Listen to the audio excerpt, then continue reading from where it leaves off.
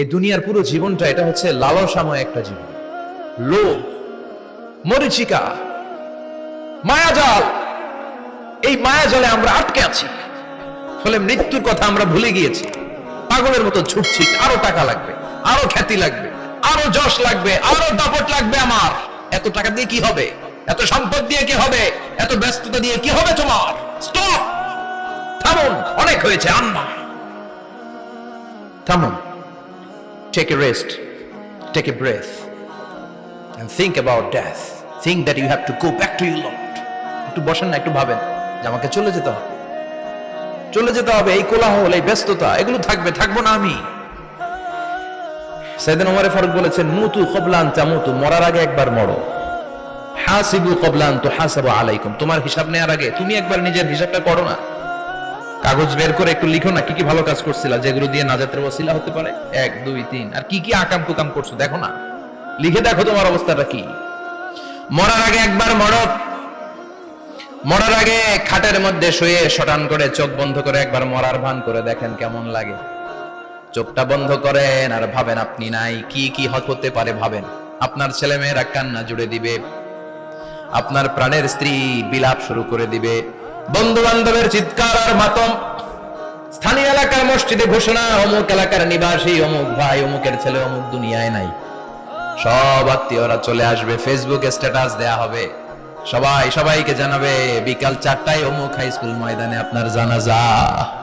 ছুটে আসবে, সবাই ছুটে আসবে আপনাকে শেষ বিদায় দিতে, গুড বাই জানানোর জন্য, আল ওয়াদা, বিদায় জানাতে আসবে সবাই। 4 তাকবীর দিয়ে আপনার জানাজা হবে, অশ্রুসিক্ত জানাজায় আপনার বিদায় হবে। কাঠের খাটিয়ার মধ্যে করে কাঁধে তুলে আপনার কবরে নেওয়া হবে। আগে থেকে খুঁড়ে রাখা কবরটার মধ্যে আপনার বিছিয়ে দেয়া হবে, বাঁশের কচি দিয়ে তার উপরে মাটির চাপা দিয়ে সব চলে যাবে। ভাবেন না একবার চোখ বন্ধ করে, this is the circle of life, this is the nature of life. এটা সবার হবে, আমার হবে, আপনার হবে। এত মায়া, এত ভালোবাসা কই যাবে? কেউ থাকবে না, সবাই আপনার অন্ধকার কবরে রেখে দিয়ে চলে আসবে। উপরে বাঁশের কঞ্চি, তার উপরে মাটির চাপা, অন্ধকার আর অন্ধকার। এই অন্ধকার যেন শেষ হতে চায় না, শুধুই অন্ধকার, ঠিক কিনা? এজন্য আমাদের চলে যেতে হবে। দাদা গেল, চাচা গেল, মামা গেল, আমাদেরকেও যেতে হবে, জোরে কোন ঠিক কিনা? একদিন মাটির ভেতরে হবে ঘর রে মন আমার, কেন বাঁধ দালান ঘর, প্রাণ পাখি উড়ে যাবে পিঞ্জর ছেড়ে, ধরা ধামে সবই রবে, তুমি যাবে চলে, বন্ধু বান্ধব যত, মাতা পিতা যারা সুত, সবই হবে তোমার পরে মন আমার, কেন বাঁধ দালান ঘর, একদিন মাটির ভেতরে হবে ঘর রে মন আমার, কেন বাঁধ দালান ঘর, ঠিক কিনা? সব পরে থাকবে, চলে যেতে হবে আমাদেরকে। এজন্য আখিরাতের কথা যেন আমাদের স্মরণ হয়। বিশ্বনবী বলতেন, নাহাইতুকুমান জিয়ারাতিল কবুর, আমি তোমাদেরকে কবর জিয়ারত করতে আগে নিষেধ করতাম, কিন্তু এখন নিষেধাজ্ঞা প্রত্যাহার করে নিলাম। এখন সব সময় তোমরা কবরের সামনে যাবা আর জিয়ারত করবা। কবরস্থানে জানতো, বড়ুয়া কৃষ্ণপুরের এই গ্রামের কবরস্থান আছে কোন দিকে? পূর্ব দিকে আছে, গোখরার জলের ওদিকে। যান আপনারা, একটু যাবেন, একটু গেলে আখিরাতের কথাটা স্মরণ হবে। ওখানে ছোট শিশুরা শুয়ে আছে, কিশোর যুবকরা আছে, আপনার মতো তাগড়া যুবক মুরব্বীরা আছে। এরা এই এলাকায় থাকতো, এরা আকাশ থেকে নেমে আসে না, এই এলাকার সন্তান, আজ নাই। একটা সার্টেন পিরিয়ড শেষে আপনিও থাকবেন না। This is the nature of life, this is the circle of life. ছোট্ট শিশু হয়ে এসেছিলেন, শৈশব, কৈশোর, যৌবন, প্রৌঢ়ত্ব। আগে ছিলেন সিঙ্গেল, বিয়ে করে হয়ে গেলেন ডবল। এরপরে আল্লাহ আপনাকে একটা মেয়ে দিল, এরপরে মেয়েকে বিয়ে দিয়ে শ্বশুর হলেন, এরপরে ওই মেয়ের ঘরে সন্তান হতে নানা হলেন। আর কতদিন? অনেক দিন হলো তো, অনেক লম্বা সময় পেয়েছেন আপনি। Think about death. এবার যাওয়ার কথা ভাবেন, আখিরাতের সামানের কথা ভাবেন, ফিরে যেতে হবে। কি শক্তিশালী যুবক, বার্ধক্য চলে আসলে লাঠি ছাড়া চলতে পারে না। কুচকুচে কালো দাড়ি সাদা হয়ে যায়, দাড়ির শুভ্রতা, বয়সের ভার, রং ধরা যৌবন জং ধরে শেষ, ঠিক কিনা? This is the circle of life. যুবক ভাই, এটাই জীবন, চলে যেতে হবে, কেউ থাকতে পারবে না, ঠিক কিনা? এটা রিমাইন্ডার আল্লাহ এই সূরার ভিতরে দিয়েছেন যে তোমাদেরকে ফিরে যেতে হবে। এই লোভ লালসা ছেড়ে দাও। রব্বুল আলামিন বলেন আলহাকুমুত তাকাসুর হাত্তা যুরতুমুল মাকাবির। ও গোলাম, দুনিয়ার সম্পদ লোভ লালসা তোদেরকে পাগল বানিয়ে দিয়েছে। এই লোভ পাগলামি কোনোদিন তোদের থামবে না যতদিন না তোরা কবরে ঢুকবি। ঠিক কিনা? কার কথা? আল্লাহ বললেন দুনিয়ার সম্পদ আর লোভ আর মোহে তোমরা গাফেল হয়ে গিয়েছো। আখিরাতের কথা বেমালুম তোমরা ভুলে গিয়েছো। কিন্তু আখিরাতে তোমাদের যেতেই হবে, কবরের বাড়িতে তোমাদের ঢুকতেই হবে। ঠিক কিনা? যেতেই হবে। আমরা ভুলে যাই। আলহাকুমুত তাকাসুর, অতিরিক্ত পাওয়ার লোভ, বেশি বেশি খাওয়ার লোভ, বেশি বেশি জমানোর লোভ মানুষকে গাফেল বানিয়ে দিয়েছে। এটা মানুষের স্বভাব। আরো চাই, আরো চাই, এই স্বভাবটা আছে না নাই? দেখবেন ছোট বাচ্চারা মসজিদে দোয়া অনুষ্ঠান শেষে জিলাপি দেয় না? বড়ে কৃষ্ণপুর কি দেয়? আগে বাতাসা দিত না, এখন কি দেয়? জিলাপি দেয়, মিষ্টি দেয়। তো মসজিদের 2-3 গেট থেকে যদি দেয়, ছোট বাচ্চারা দেখবেন এদিক দিয়ে কয়েকটা নিয়ে আবার ওই গেটে লাইন ধরে। ওর হাত হলো ছোট হাত, ওর হাত ভর্তি জিলাপি, আর নেওয়ার জায়গা নেই, এরপর আরেক জায়গায় লাইন ধরছে। আরো লাগবে, আরো লাগবে, এই আরো আরো আরো চাই। এই স্বভাবটাই মানুষকে কুড়ে কুড়ে শেষ করে দিয়েছে। এত লাগবে কেন তোমার? চাহিদার কোনো শেষ নাই। Unlimited demand of human being. যার আছে বেশি তার চাই বেশি। যার সাইকেল আছে তার হুন্ডা চাই, হুন্ডা আছে তো প্রাইভেট কার চাই, প্রাইভেট কার আছে তো প্লেন চাই, প্লেন আছে তো হেলিকপ্টার চাই, হেলিকপ্টার আছে তো ওইটা চাই, ওইটা আছে তো সেটা চাই। ঠিক না? এলাকার মেম্বার যে হয়েছে চেয়ারম্যান হতে চায়, আছে না নাই? চেয়ারম্যান সাহেব এমপি হতে চায়, আছে না নাই? এমপি সাহেব মন্ত্রী হতে চায়, আছে না নাই?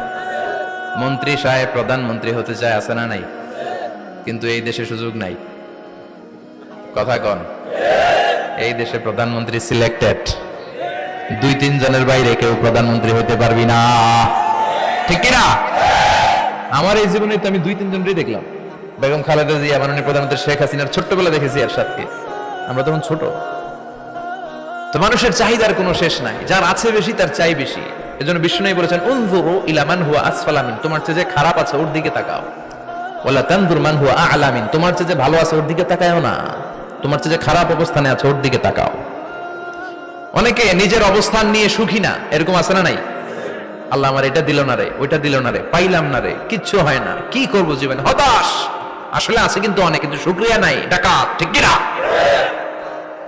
নিজের অবস্থান নিয়ে সুখী না, কিন্তু অনেক লোক আছে তারা আপনার অবস্থানে পৌঁছতে চায়। তাদের দিকে তাকিয়ে দেখেন, আপনি যে অবস্থানে আছেন এই অবস্থানে পৌঁছাটা অনেকের কাছে স্বপ্ন। তারা প্রতিনিয়ত সংগ্রাম আর স্ট্রাগল করে যাচ্ছে আপনার অবস্থানে পৌঁছতে, আর আপনি এটা নিয়ে সন্তুষ্ট না। শেখ সাদির নাম শুনেছেন? বালাগাল উলা কাশাফাত দুজা, এই কবিতাটার রচয়িতা ইরানের বিখ্যাত এক কবি। উনি একবার আর্থিক সমস্যার মধ্যে দিয়ে সময় কাটাচ্ছেন, টাকা নাই, পয়সা নাই, পায়ে দেওয়ার মতো জুতা নাই। উনি খুব দুঃখ পেলেন, হায় রে, আমি ইরানের এত বড় কবি, আমার পায়ে দেওয়ার মতো জুতা নাই। দুঃখ ভরা মন নিয়ে রাস্তায় হাঁটতে বেরোলেন। হাঁটতে হাঁটতে হঠাৎ দেখলেন একটা লোক শুয়ে শুয়ে কাঁদছে। ওই লোকটার 2টা পাই নাই, পাই নাই। উনি সিজদায় পড়ে গেলেন, আল্লাহর কাছে ক্ষমা চাইলেন, আল্লাহ অনেক দিয়েছো, শুকর আলহামদুলিল্লাহ। এজন্য যেই পরিস্থিতিতেই থাকি না কেন আমরা কি পড়বো? যারা বলেন কি পড়বো? এজন্য কানাতু মিনাল ইসলাম, অল্পে তুষ্ট থাকার নাম হলো ইসলাম। সম্পদ লাগবে কিন্তু সম্পদের পাহাড় লাগবে না। ঠিক কিনা? অল্প খান, অল্প পড়েন, অল্প জামান, অল্পের ভেতরে বরকত ঢুকায়া দিছে কে?